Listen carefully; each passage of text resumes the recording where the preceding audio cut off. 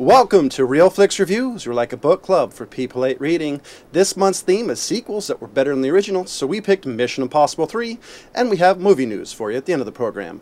This week we have Jonathan Charney, James Stevens, Ryan Deadman Preston, and Rob Charney. The old guy's here.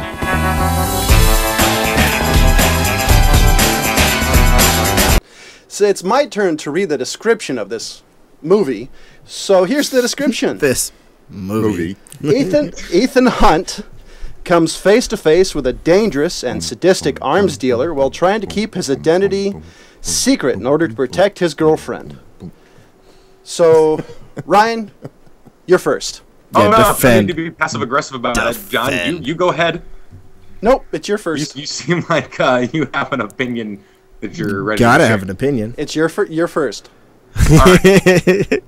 I just feel like I should have to defend it rather than plead my case. And you don't have to do anything but be honest. Let's hear it. Okay. Bring it out. Look, the reason I picked this movie is because we were doing movies that were better than the original. This is not only far better, well, not far better than the original. I would say far better than the original, but what are you comparing it to? The original. The original. So, yeah, standards are low. Before you want to clarify, well, before clarifying, you're talking about better than the original movie. Yes. Just the movie. Not the movie. Yeah. Right.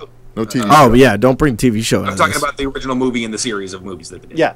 And that being said, far better than the second one, really in particular. Yes.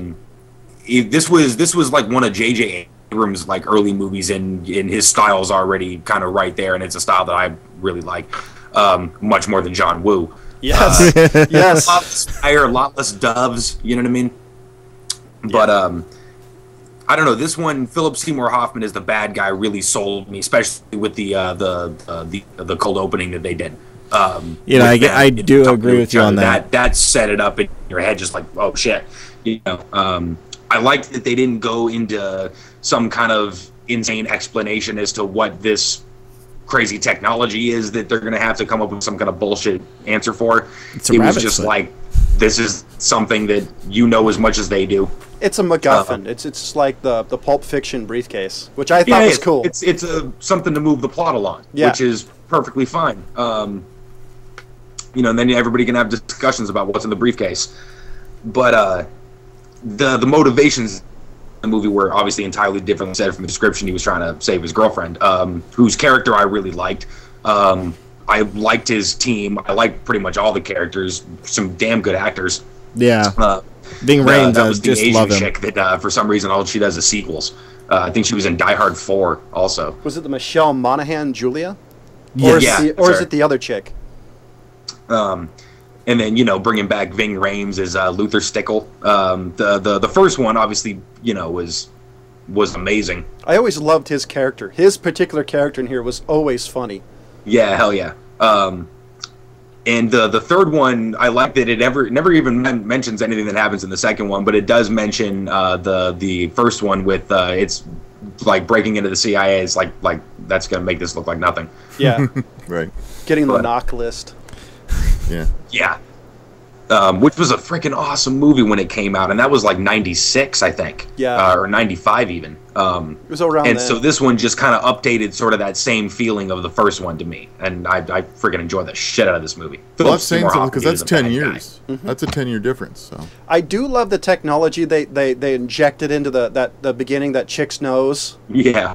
You know, when she was talking, yeah. I'm fine then, you know, and then the way they did that was extremely well done. Yeah. okay. Is that it, Ryan? Really? Well, I mean, yeah, pretty much. That was a Skype pause, or was jump in anytime. Then I guess. Yeah, I was gonna let Rob go. I was gonna say I'll go then. I actually didn't hate this movie. This was definitely better than the second one. And Philip Seymour Hoffman, I actually think he could have gone a little more sadistic in this movie, and it would have been. I thought he could, because I thought he was kind of nice in this movie. I thought he did a great job. I think they should have amped it up just a little bit, but that's me.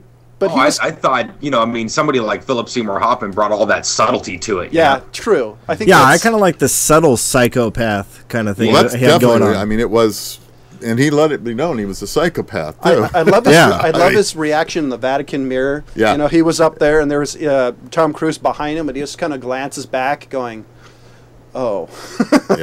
Yeah. This is going to take me a few minutes to process what I'm looking at. Yeah. I think my favorite scene in the whole Vatican thing was the take a picture and put it in front of the camera. Yeah. And nobody notices it. You know, I wasn't even going to. Well, they're going to notice it when it gets, dark. Yeah. Well, that was the one thing I'm going, this is probably the most unrealistic part of this movie. Yeah. Oh, but how about when he held up the card and said, "Okay, read what's on the card"?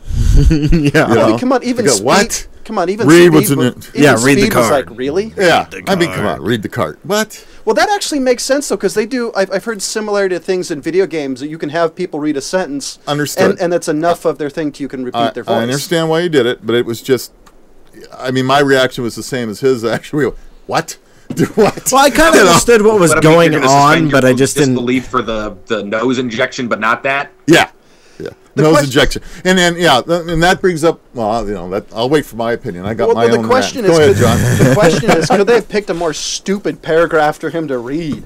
Well, it's looking for it vowels. Was supposed to cover all the things that the human language would use. Right, exactly. That's what it was. And they actually have be. that. They have that. So I think the other thing that made me go really is when you stopped a big missile with a standard, over-the-counter flare gun.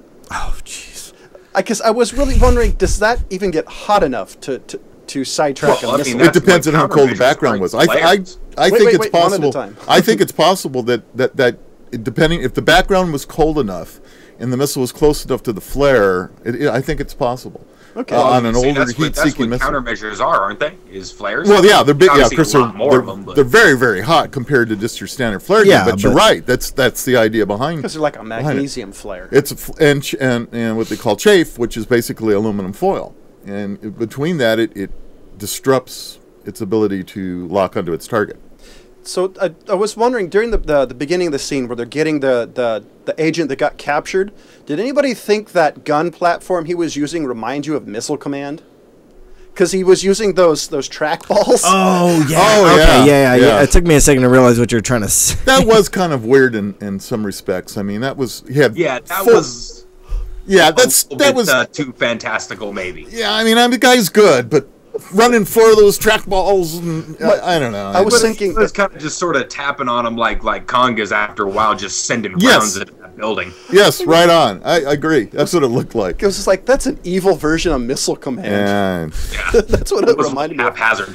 Yeah. Like a 10-year-old playing Missile Command. It's actually... I would have loved to have had those, though. Yeah. Oh, sure. That would be a blast. No, all puns intended, I guess. If he could do that, I think the technology would have been enough where they would have been able to automatically lock on the target. Yeah. I was thinking the same thing. And he wouldn't have had to do any of that. Yeah. Sure. I was actually just thinking they were probably there for like 45 minutes just setting those damn things up. Oh, yeah. Yeah. And nobody noticed. And Tom Cruise does it in like 10 seconds. Yeah. I do have to say, I think this one was better than the original far as it actually had it set things up that you didn't find out till later, which the first one did. The second one, not really much, that if I remember correctly. The plot was actually decent in this movie because you kind of wanted what's going to happen next versus, it's just another stupid John Woo action movie. Right. Well, they managed to kind of up the ante of the first one without making it completely insane. Yeah. Which is hard to do because generally sequels are, like all Michael Bay movies. Right, yeah. But I think J.J. Abrams might have been trying to make a name for himself at the time also. Which I actually think he did pretty good. This movie, it wasn't completely full of subtleties, was enough that you had to think about, which I liked. Okay. Yeah. And I still think they borrowed the scene where he was strapped into the seat. I think the first Casino Royale movie with Daniel Craig borrowed that. You know what he's getting the I didn't see a swinging ball. Yeah, there's a lot of tortures that people get tied to chairs for. I was gonna say I don't think they really borrowed anything from that. I think it reminded me of it then maybe. Okay, it must have just reminded you of it because the chair that Daniel Craig was strapped to was far different than the chair that Tommy Boy was strapped to. Yeah, sure. So what about you, James? Well, I gotta say, Philip Seymour Hoffman. I can't say his name right now. Hoffman. Philip Seymour Hoffman. It's all right. I don't know any of their names, so it doesn't. I think he did a great job Say as a bad guy. Okay. I actually liked his bad guy. I liked the sadistic kind of psychopath role that he played, where he was very calm about it. I do gotta say, when they first get him into the plane, what the hell? You actually use real names during a mission? Yeah. That really bothered me, because all of a sudden you see Ving Rhames just start yelling, Ethan. I'm like, well, now he knows your name, dumbass. Well, maybe and maybe Ethan isn't really his name. Yeah, but that's don't just you his kind of job assign name. code names kind of going into these things? Yeah, like Buttercup or something. Yeah, Buttercup. like Monkey Ball. Stop it, Monkey Ball. Or Agent Zero. Or you're the Blue Ranger, I'm the Red Ranger. Or you could totally do the Reservoir. Mr. Pink, will you stop that? Yes. Yeah, I was disappointed he didn't just cut the wire and let him fly out. I thought the same thing. That's what I wanted. If you're the bad guy right there, and they took the time to take you alive, and you're not giving up anything, they're not going to kill you. Yeah. Seriously. Anyways, so that bothered me. As far as this is supposed to be high class spy movie, the IMF. Anyway, I love the chick's comment at the end. Seriously? That really bothered me when he's explaining what IMF is. Yeah. Should I? I thought that was kind of a joke on the original, who the hell was girlfriend at the end. I know, yeah. Anyway, the other thing that I was going to bring up was the fact of, now there's supposed to be a very, sophisticated intelligence agency, but they're being, bested by some idiot holding the broadcast button on a walkie-talkie down? Right. Yeah. Really? You can't communicate to everybody and tell them, kill the guy. Just shoot him in the head. Change the channel one. I was going to say, if I heard that music, I just kind of like, okay, let's go to channel 6 now. Yeah. Now, exactly. Have honestly, some sort of preset thing that happens. I was a little bit disappointed by Lawrence Fishburne's role. He is a way better actor. Was being underutilized. That's right. That's what I was going to say. Completely underutilized. I just don't think he was not the actor for that role. I think if you got a no-name actor, I think they would have been better. In my opinion, I agree with you guys. I don't think Fishburne was used properly. Sorry, Ryan, I stopped. I kind of disagree just a little bit. I thought he did a lot with kind of what he was given. A little bit. Yeah, did a lot with nothing. I agree. I agree on that, but I think not much of a character. Not like the writing was shitty, but just it wasn't much of a character. That's a good way to the character was very clarify thin. what we're trying to say. It was very one-dimensional. It's here just for this part of the story. That's really it. Right. But for me, what was really interesting in that part with Fishburne in the other guy that worked under him. I'm sorry, I don't know that actor's name. Billy Crudup. Oh, okay. You didn't know in the beginning who really was the bad guy. Yeah. So they did a good job of hiding that part, as far as I'm concerned. There was a bit of a twist in that. So I went, okay, that was cool. And then they also explained it very, very simply, which I like. It wasn't overly complicated. Yeah. That was the part that I actually thought was in spirit of the TV show a little. Not really knowing what was what, enough to keep you guessing, which I liked. And I think it was also in the spirit of the first one especially. Okay. Yeah. Anyway, the other thing I wanted to bring up is we were discussing J.J. Abrams' directing ability. I am actually very shocked that Johnny Boy over here did not mention anything about the shaky cam. Nope. I'm actually impressed, because there was quite a bit of shaky cam on when they were focusing in on a few faces and they were delivering their lines. It's kind of like the camera was not really staying still with them. Well, that really the airplane scene had a lot of that. I didn't think it was much. But I understand when it's the airplane scene, but when it's they did it a couple times when they were stationary in a room. Yeah. Well, I didn't think it was as much as a gimmick as a lot of other movies use it. This one, it kind of fit. It wasn't. I think it was excessively used a couple times. Well, I don't disagree, but it wasn't as much as a gimmick like some movies go, for no reason. This one was at least. J.J. Abrams has a good way of making sure you see everything cool that's going on. He always takes really incredible angles for stuff. See, I'm not seen on the bridge with the Predator drone coming back and forth. Which, before you, I was gonna leave that scene alone for a moment, but now that you brought it up, I'll bring up my points in a moment. I was gonna say, because I know exactly what you're gonna say. I'm curious. What are you gonna? I want to hear. It's impossible to outrun a Stinger missile that Predator zone. Well, I agree, but if you can survive a nuclear bomb in a fridge, you can outrun a missile. Good point. That's actually not what I was going to bring up. I was going to bring up the lack of skill of these bad guys. Now, he's calling out to whoever's controlling the Predator drone what Tom Cruise is doing as he's looking at him through a gun scope. Mm-hmm. Yeah. Now, why don't you blow his ankle off? Or just when you see it? Shooting. Yeah. And then when he's sniper. assembling the rifle right sniper. there and you know where he is because you see his head bobbing, Mm-hmm. why aren't you unloading your magazine into him so he doesn't assemble the rifle? Shoot from a chopper, with the downdraft of the blades. The SEAL team. For a lot of things. There's The a lot SEAL of team out there totally take your windage into effect. I'm just saying, I'm sorry, it's a 64 distance. That will have no effect whatsoever. One at a time.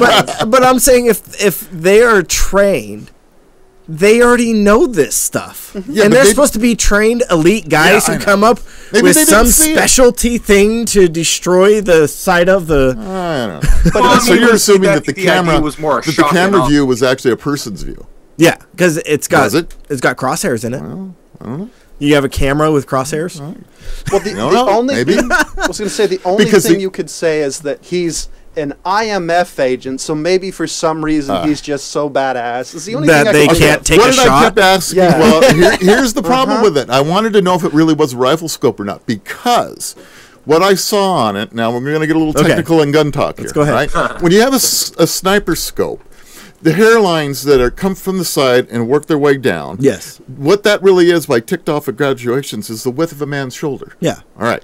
What you did not see in that scope was the dot that was supposed to be there. The mil dot? As well. The mil dot. Yeah.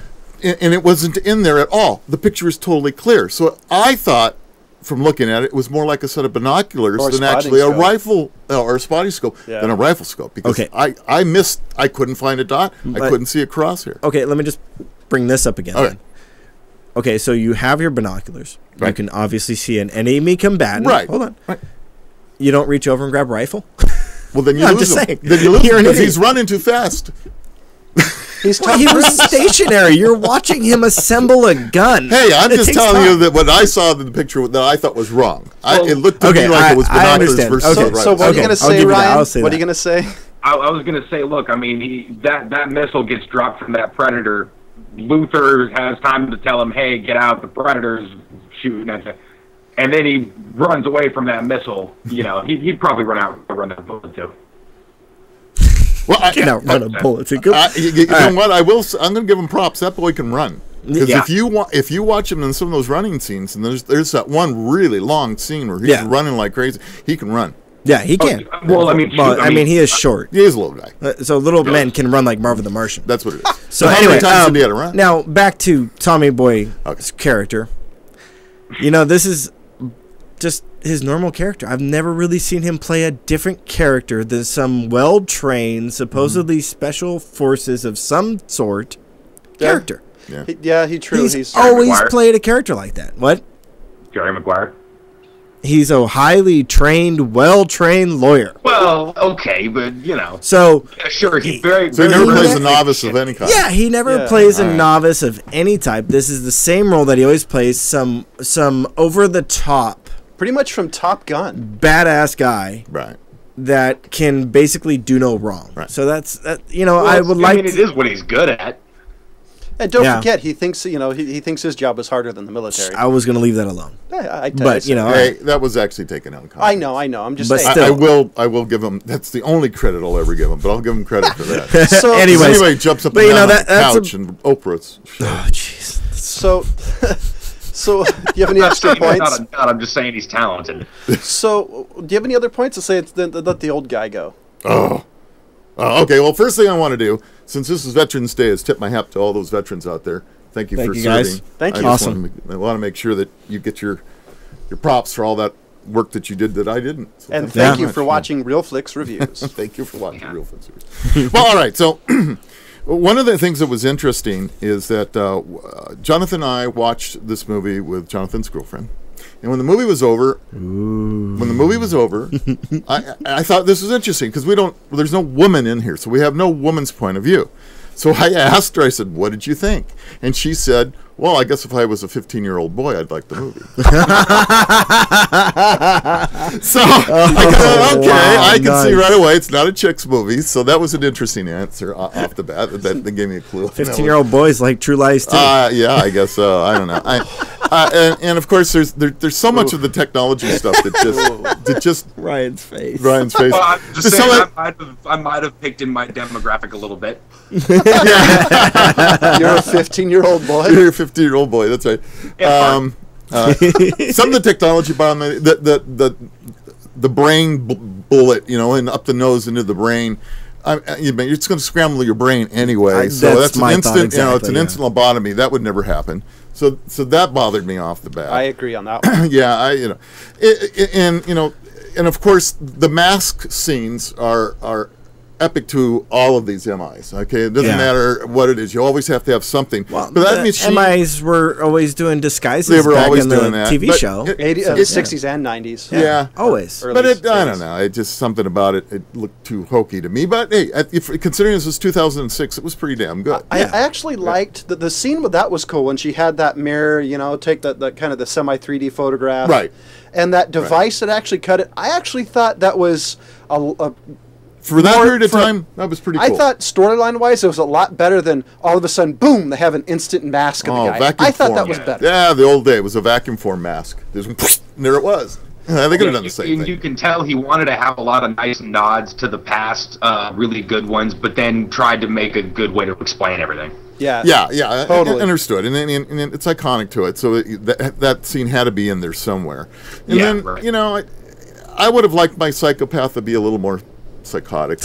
Really, I did. To me, it seemed very tame. I was thinking like a I thought the subtlety of it was nice. Well, that's what I enjoyed about it. That's the reason he's gotten away with it all those years, is because he doesn't get out of control like your average psychopath. Yeah, I was thinking if he played it like more like John Travolta in Swordfish, I think I would have liked it a little bit more. Like the highly intelligent, extremely psychopathic character like John Travolta does really well on. Yeah, well, I don't know. It just seemed, You're not talking about Battlefield Earth. Yeah, right. That's right. No, but anyway, that was pretty good.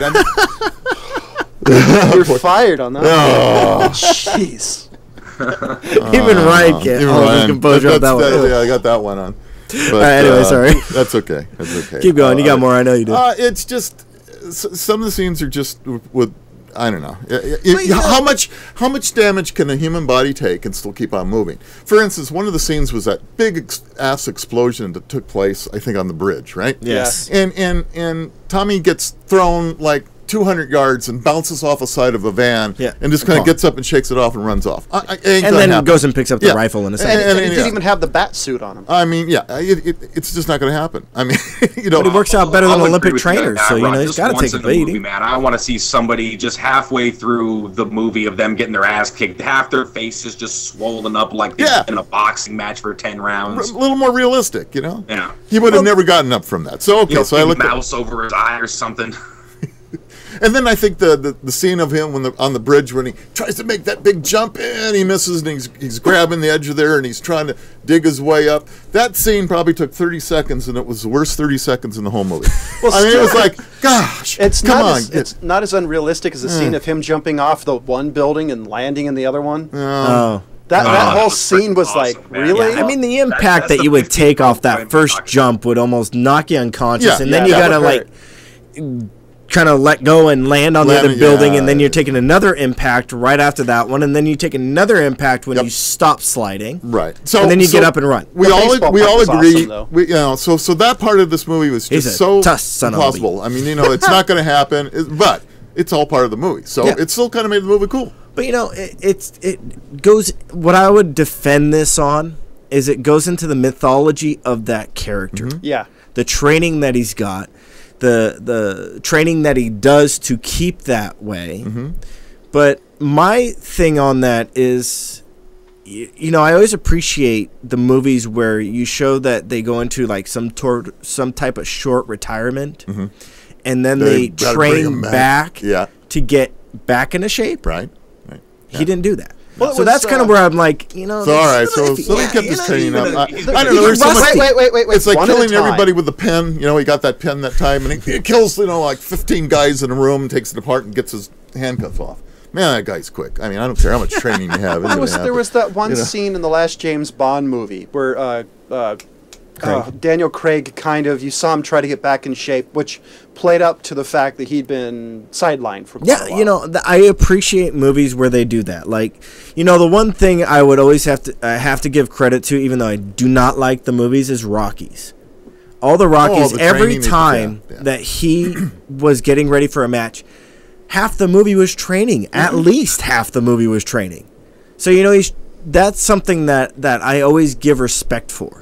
But I mean, is that even Jean-Claude Van Damme did that in some of his kickboxing movies? Come on. So what did you say, Ryan? Sorry, Ryan. I was going to say that's what those movies were about, though, was him training and fighting. Yeah, that was the storyline. That's true. And you got to remember, Stallone, and he only has so many gray cells left anyway. So, but the motivations for this movie was entirely different. Just because, I mean, well, look at when you actually went into the building after the big swing and whatnot. They never showed what happens inside the building. No, of course not. You're not really worried about what's happening inside the building. You're worried about, is he going to make that phone call on time? Yeah. I actually wanted to see what he was doing in the building. You know what? There was probably 2 hours worth of film they shot inside the building, and none of it was usable. Well, I actually got to give it to Ryan on that one, because I actually enjoyed that, because, you know, he goes in the building and then you don't know what's happening. All of a sudden you hear him just kind of like running.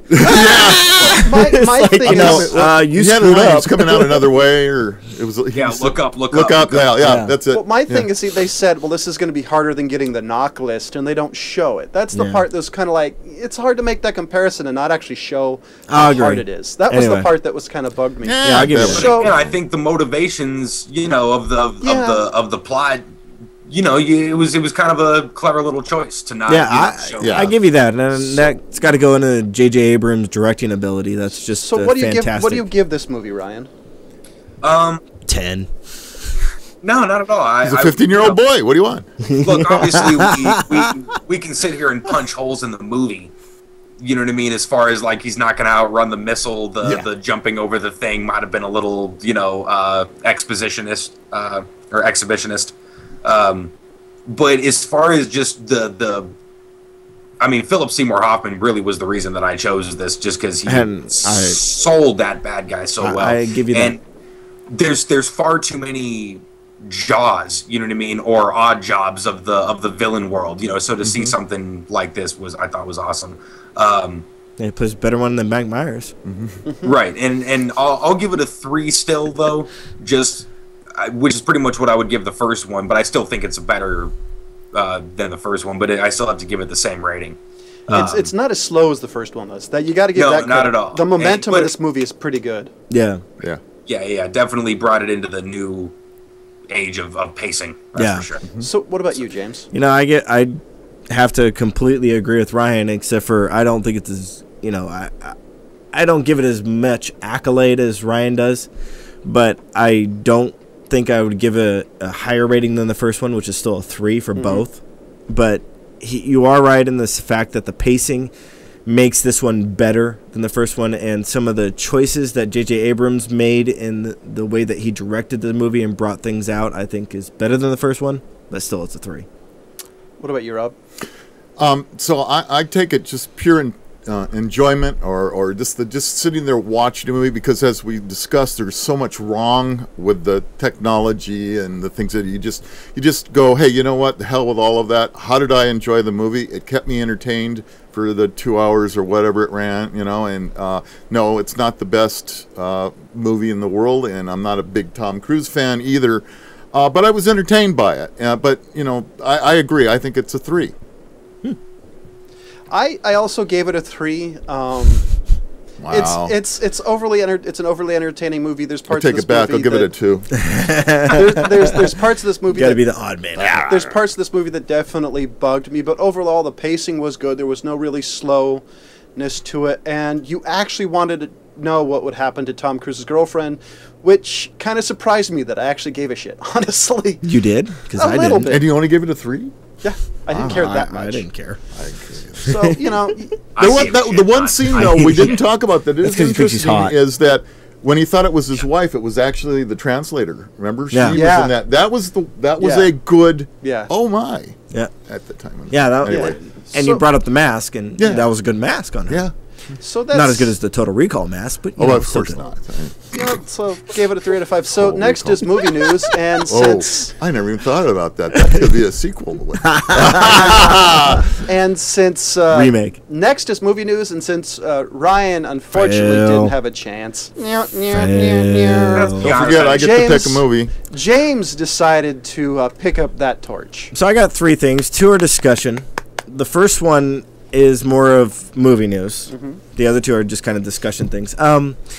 So you brought up Daniel Craig during our discussion, and that really kind of ties into my first bit of movie news. Ryan, I assume that you have seen Layer Cake? Of course. Okay, John? Rob? No. Okay, it's an older Daniel Craig movie. Like, I think it came out right before he released the second Bond. I think it was I was going to say maybe 04, 05. Yeah, maybe so 06. What was the first Bond that he did? Wasn't that like 04? Layer Cake was 2004. Okay, what was the first Bond? I think it was right around there. Casino Royale was 06. Okay, so it was right before. Say, yeah, it had to have been after that. But I know it was right. Anyway, I won't go into Daniel Craig's movie accolades. Anyway, now the 2004 Layer Cake was a really great movie. It was kind of an underground. It wasn't so much of a blockbuster. It was more overseas. Anyway, but Jason Statham is going to pick up the sequel for Layer Cake as playing the main character.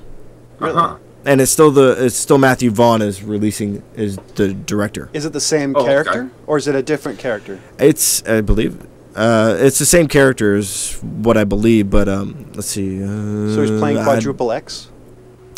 That's what the name is according to IMDb. Really? Quadruple X. The Layer Cake Triple X. Quadruple X. Quadruple X. It says XX. Oh yeah, it says okay. You're talking about the character. Sorry. Yeah, characters. Yeah, I thought you were talking about the actual sequel was going to be called Quadruple X. I'm like, oh my god. Probably not. Be in the wrong theater. But you know, if you look at Daniel Craig's acting ability, and then you look at Jason Statham, I mean, they're Daniel Craig is so much of a better actor than Statham, to be honest.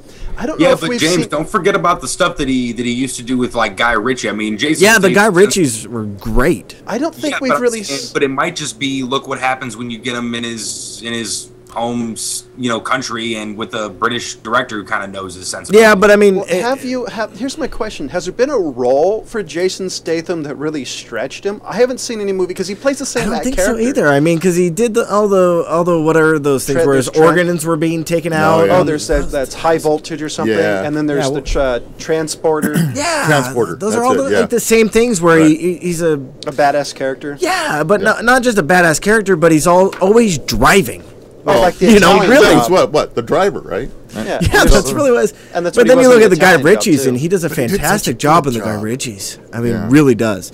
So he does have an acting ability, but I mean, the Layer Cake one is more of an actor-driven movie, not an action-driven movie.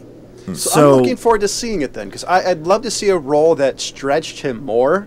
At least to see if he could make it. Yeah, I'll give you that. But I'm kind of interested to see it. But I like the original Layer Cake so much. I mean, I didn't think it was as good as the Bonds, but I mean, I thought it was up there at least. Yeah, it was a really cool movie. Yeah, it was a really cool movie. Anyways, so what's your discussion? So that was the first bit of news. I just want to bring that out.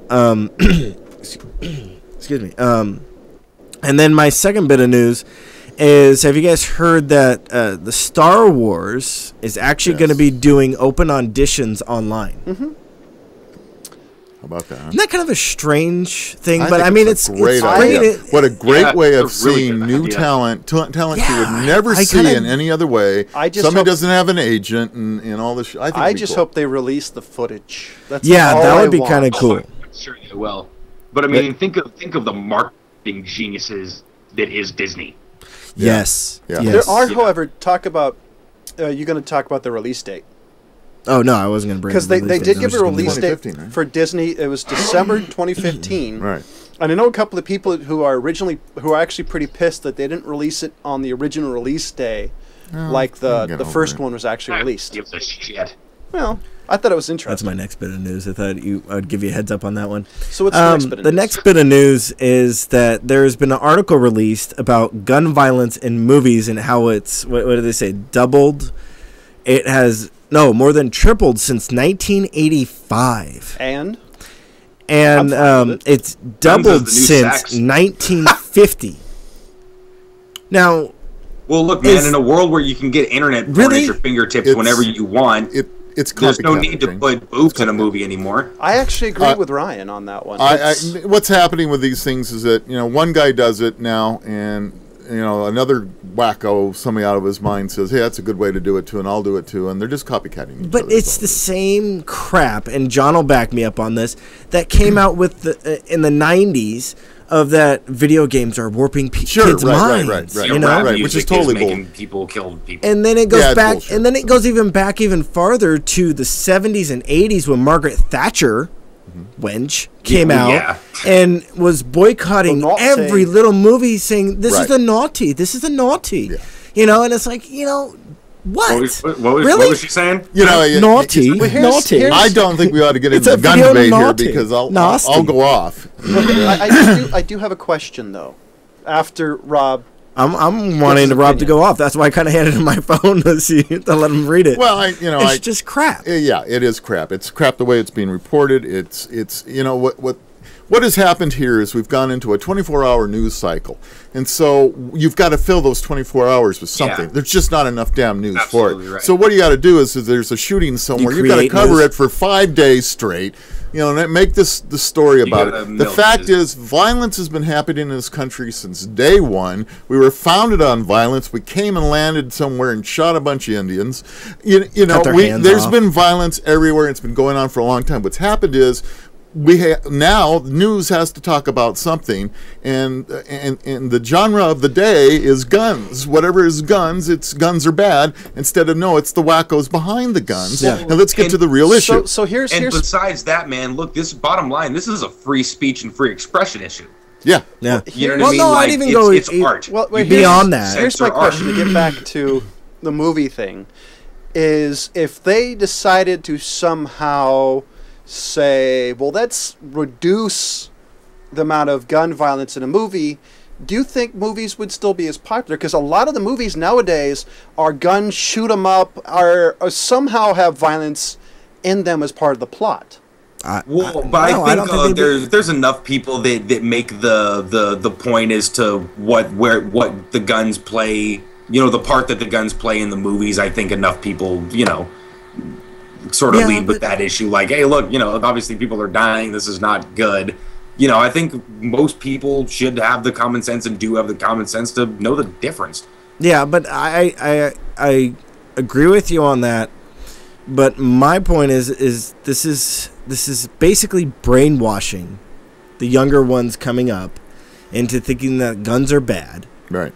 Which it falls on us as the generation before them to teach them not only accountability for their actions, because that's where it really comes to. Rob brought it up. It's not the device being used; it's the person using it. So it's the accountability on the person that is doing it. Well, let's not even look at gun movies. Let's look at Japanese sword movies, or anything. I was thinking car racing movies. I don't watch Bullet and start whipping corners. Exactly. Well, exactly. In San Francisco. But how do you think this is? Right. If they decide to limit gun violence somehow, how do you think it's gonna? You think it's gonna make people not? They'll find a substitution from it. They will. We'll invent ray guns, and now we'll use ray guns instead of real guns. Or you start make using sure your knives gun is more. Well, yeah, and that's the point. And that's kind of like what England has gone. That's to. what happened. I mean, so it'll New be York, sword, where they're going to hammers now. Yeah, it'll be hammers. It'll be what's the movie Thor that's coming out? So it's going to be Thor's hammer now. It actually came out Friday. All right. So ladies and gentlemen, we're coming to the end of the program, and next week is Rob's pick in this month's theme. So what's the movie you're going to grace us let me ask you gentlemen a question here. Are we at the end of the sequel thing, or are we going to continue? You're the last. This is the last. You're the last. Okay, because that changes my ideas quite a bit. Because if we were going to go on, there were some really kind of eclectic movies that I was going to pick. Okay, but Because I want to see this movie again. Uh-oh. That's the point. We do that a lot here. Don't worry about it. Yeah, we do. All right. Are you ready? Yeah, I don't know. Okay. It was directed by Jonathan Frakes. It is Star Trek First Contact. Nice. Okay. Nice. I would have preferred Wrath of Khan, but it's fine. What, you don't like number 1? This is probably. I love this movie. We get to see the Borg as the Borg. You know, I like the Borg. It's the Borg, and it has one. No, it really sucks. I don't think I've seen the original Star Trek movie, so I'm going to have to watch that first just so I can have to compare. Wait. Okay, well, you got a week. And are you talking about the old Kirk original movie? Or Generations? Wow. It's either Star Trek the Motion Pictures or Star Trek Generations. The motion picture, because then well, because the second one was Wrath of Khan, and then where's Wrath of Khan? Yeah, if Wrath of Khan had been a true sequel, I would have chosen that one. I'm gonna start going into other things before we get there. But anyway, that's my choice. You guys, we all get to have some fun and be Trekkies for a little bit and enjoy it. I've been going back through Generations recently. I like that one. Yeah, me too. It's on Netflix. Yeah, it's cool. So, ladies and gentlemen, Netflix, I gave the movie Mission Impossible a 3 out of 5. James gave it a 3 out of 5. Ryan gave it a 3 out of 5. And Rob gave it a 3 out of 5. The rare time everybody agrees. And do us a favor. We have a Facebook page, so do us a favor. Make sure you drop us a line. Tell us if you like the show or what movies you'd like us to review or even themes you suggest for the month. Hey, and keep an eye on it because we're thinking about doing some live broadcasts coming up, and we'd love to have you call in and give your opinion as well. You got to have an opinion. Oh, we know you have an opinion. You want to share it. Even if you want to just call and tell how much you hate us. Hey, I'm always cool. I'd be totally happy with that. I'm always okay with hate mail. Yep. So, ladies and gentlemen, we'll see you next week. Bye. Goodbye. I want to see a Star Trek the movie, which is where Khan came from. I learned something in this, and I didn't want to bring it up because it was out of off topic. The graduating lines on the crosshairs, that's for shoulder width.